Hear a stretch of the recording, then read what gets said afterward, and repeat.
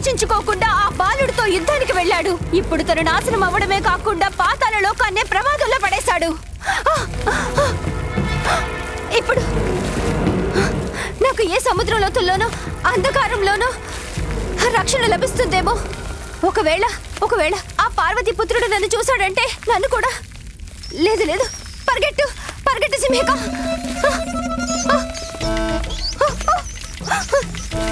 లేదు లేదు,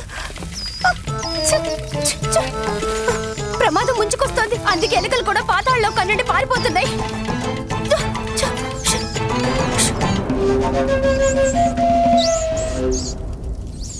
అదిగో ఆ ద్వారాన్ని దాటి వెళ్ళానంటే నాకు రక్షణ లభిస్తుంది. అరే, ఈ ఎలక నన్నెందుకు ఆపుతోంది? మూషికల్లారా, నన్ను వెళ్ళనివ్వండి. పక్క కొట్టండి, పక్కకు జరగండి, నన్ను వెళ్ళనివ్వండి. ఇన్ని ఎలుకలు ఎక్కడి నుండి వచ్చాయి?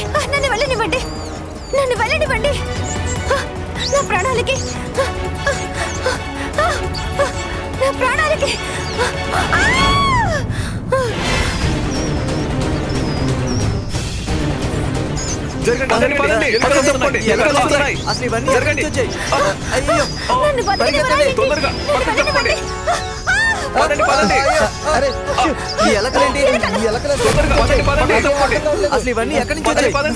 రక్షకులు వాళ్ళ రక్షణకే గగ్గోలు పెడుతున్నారు.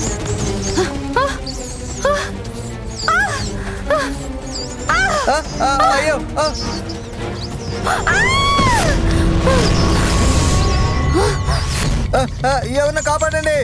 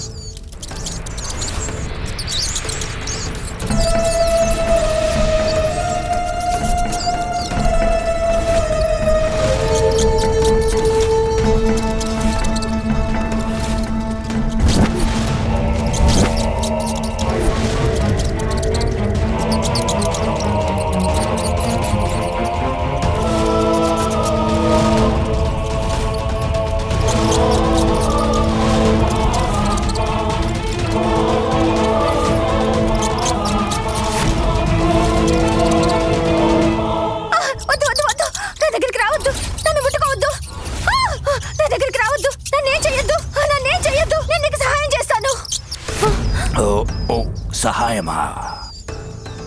ఎలా చేస్తావి మూషికాసురుడికి నువ్వు సహాయం? ముందు సమాధానం చెప్పు. నేను పాతాళరాజు సింధూరుడికి సహాయకురాల్ని.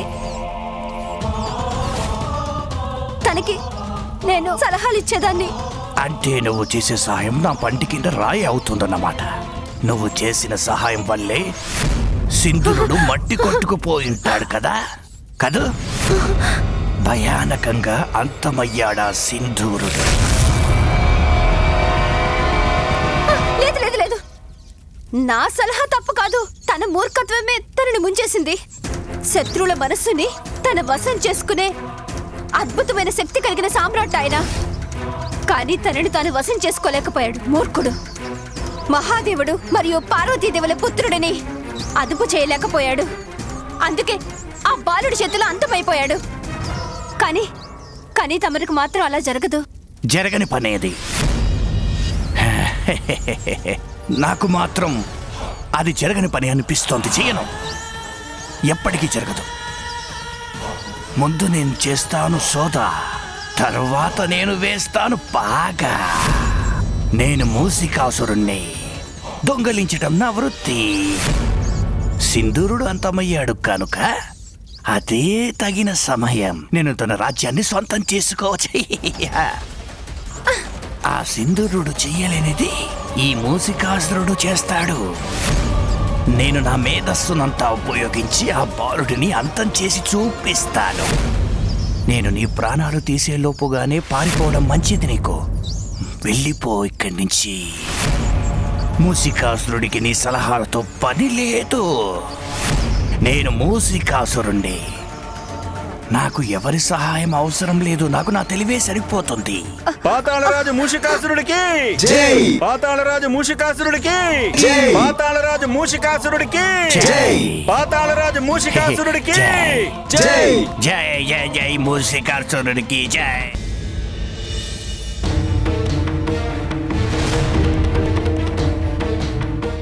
ఎంత దారుణ అవమానం ఇది! కుబేర దేవుడు, ఈ దేవేంద్రుడు ఆదేశం ఇచ్చినా కూడా ఉల్లంఘించేంత ధైర్యమా? నేను వారిని పిలిపించినప్పటికీ ఇక్కడికి రాకపోవడం ఏమిటి? అవును ఇంద్రదేవా, యక్షకుడైనప్పటికీ తనని దేవతలతో సమానంగా గౌరవించాము. అంతకంటే ఎక్కువగా యావత్ ప్రపంచానికి ధనరక్షకుడిగా చేసి తనకు మించిన అందలం ఎక్కించాము. ఆ గౌరవంతో అయినా వారు మిమ్మల్ని అలా అవమానించి ఉండకూడదు. కుబేరుడు తన బాధ్యతల్ని గుర్తించాల్సింది. దేవేంద్రుడు పిలవగానే చర్చలకు హాజరై ఉండాల్సింది. నేను హాజరు కాకపోవడం ఏమిటి?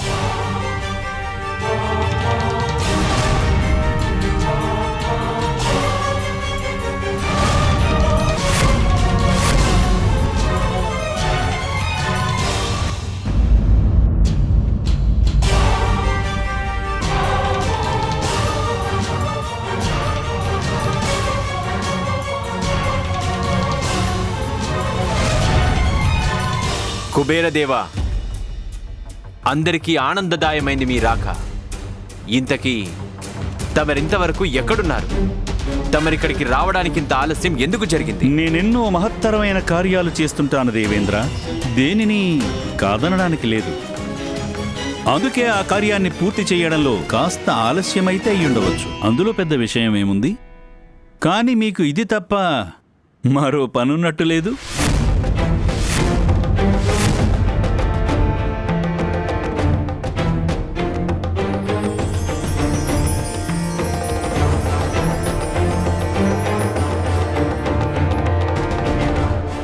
దేవేంద్ర, స్వర్గలోకపు కార్యకలాపాలు చూసుకోవడానికి మీరు మిగిలిన దేవతలు ఉన్నారుగా.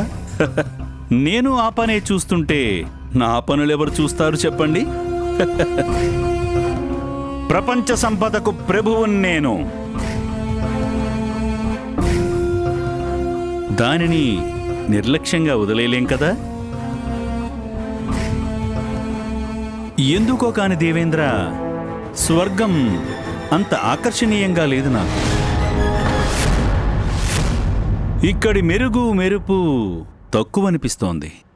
కుబేరా, ఇన్ని బంగారు ఆభరణాలు అలంకరించుకొచ్చారు కదా తమరు. అందువల్ల తమరి ముందర మిగతా వాళ్ల మెరుపులెక్కడ నిలబడతాయి? ఒక్కసారి మా అలకా నగరానికి వచ్చి చూడండి సూర్యదేవా. అపహాస్యం అనే మాటని కూడా మర్చిపోక తప్పదు. నేను నిర్మించిన మా నగరం మెరుపుల్లో మీరు దిగ్భ్రాంతులైపోతారు. స్వర్గం కంటే 1000 రెట్లు సంపన్నమైంది ఆ నగరం. కుబేరుడికి అహంకారం బాగా పెరిగిపోయింది. ఆ అహంకారం నాశనమయ్యే సమయం దగ్గర పడింది. పనిలో పనిగా నేను మీ అందరినీ అలకాపురిలో విందుకి ఆహ్వానించడం కోసం వచ్చాను. దేవేంద్ర, తమరు గనక అక్కడి సంపద, ధనధాన్య సమృద్ధిని కళ్ళారా చూశారంటే దానినే మీకు రాజధానిగా చేసుకోవాలని కోరుకోక మానరు. అప్పుడీ స్వర్గం దీనివైపు చూడాలని కూడా అనిపించదు మీకు. నేనెక్కడికైనా వెళ్ళాలనుకుంటే అది నా ప్రతిష్టకు తగినట్లుగా ఉండాలి కదా. నాకు తగని ప్రదేశంలో ఉండటంలో ఔచిత్యమేముంది? ఇంతకంటే మాట్లాడిన ఫలితం ఉండదు.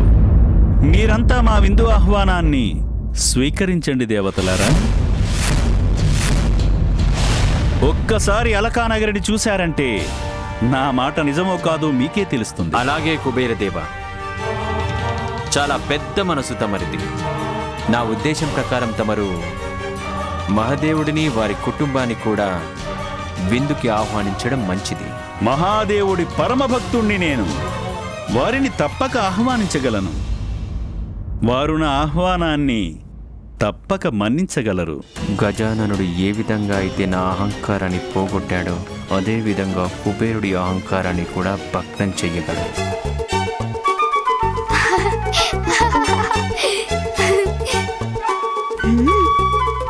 ఇంకా ఆడితే ఆకలికి అయిపోతుంది. ఇంతకీ అమ్మ నా కోసం ఏం చేస్తున్నారు?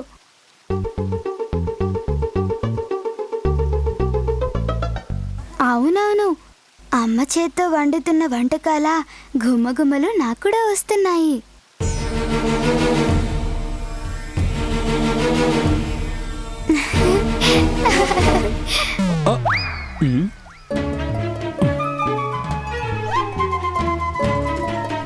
అరే, ఈ బంతి ఎవరు విసిరారు?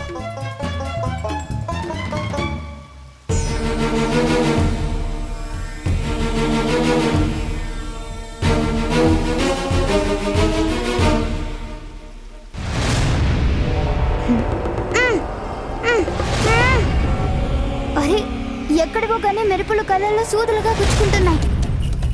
కనులే తెరవలేకపోతున్నాను తొండమయ్య.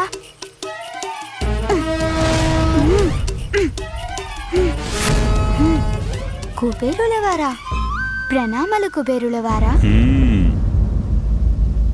ఓహో, అంటే ఆ బంతి నీదేనా బాలక?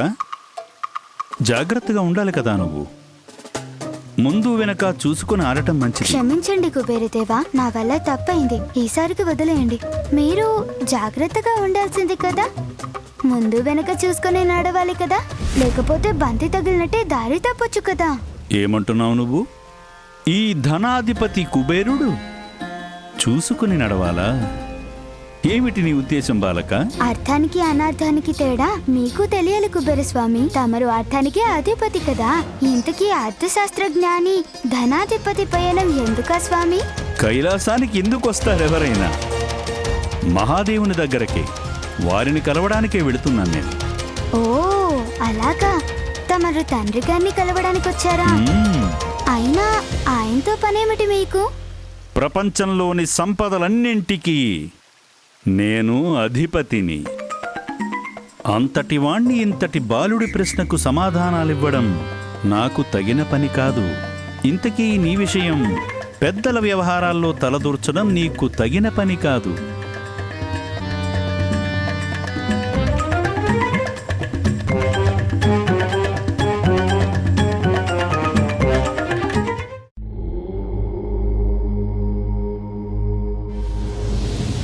చెప్పండి కుబేరదేవా, తమరి రాకకు కారణం? ప్రణామాలు ప్రభు. ప్రణామాలు మాత. భక్తుడి దృష్టంతా ఎప్పుడూ భగవంతుడిపైనే ఉంటుంది ప్రభు. భక్తుడు భగవంతుడి దగ్గరికి ఎందుకొస్తాడు? ఈ ప్రశ్నకే ఏ ఔచిత్యం లేదు ప్రభు. నా భక్తే నన్నిక్కడకు తీసుకొచ్చింది.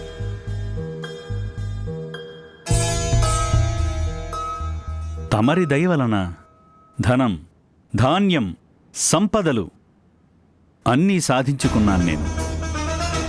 యావత్ ప్రపంచంలో నన్ను మించిన సంపన్నుడు ఎవరూ లేరు ప్రభు.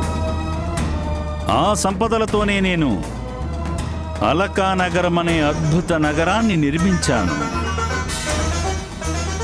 ఈ కైలాసం కూడా దాని ముందు తెల్లబోక తప్పదు ప్రభు. నేనిప్పుడు తమరిని సకుటుంబంగా అలకాపురికి విందు భోజనానికై ఆహ్వానించడానికొచ్చాను ప్రభు.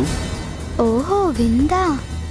నిజానికి భక్తుడి స్థాయి భగవంతుడి కంటే ఎక్కువే అంటారు. అందువలన తమరు నా ఆహ్వానాన్ని కాదనకూడదు ప్రభు. కుబేరదేవా, భోజనం పట్ల నాకే ఆసక్తి లేదు. ఇక నేను మా స్వామి లేకుండా అక్కడికి రాలేను. అయినా తమరు మా కుటుంబం తరపున ఎవరో ఒకరైనా తమరి నగరానికి రావాలని భావిస్తే, తమరి సత్కారం స్వీకరించాలనుకుంటే తమరు మా పుత్రుడైన గజాననుని తీసుకువెళ్ళవచ్చు. కానీ నాకు భోజనం అంటే చాలా ఇష్టం కదా.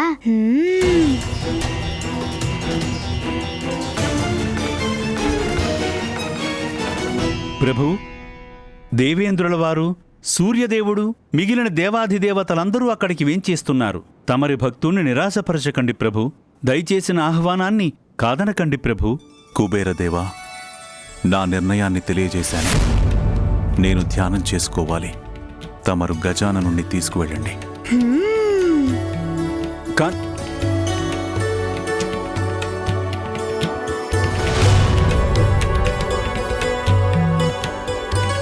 ఇంకా మనం బయలుదేరి వెళ్దామా? ఆ, వెళదాం. వెళ్ళకేం చేస్తాం? అమ్మా, నన్ను వీరితో వెళ్ళమంటారా?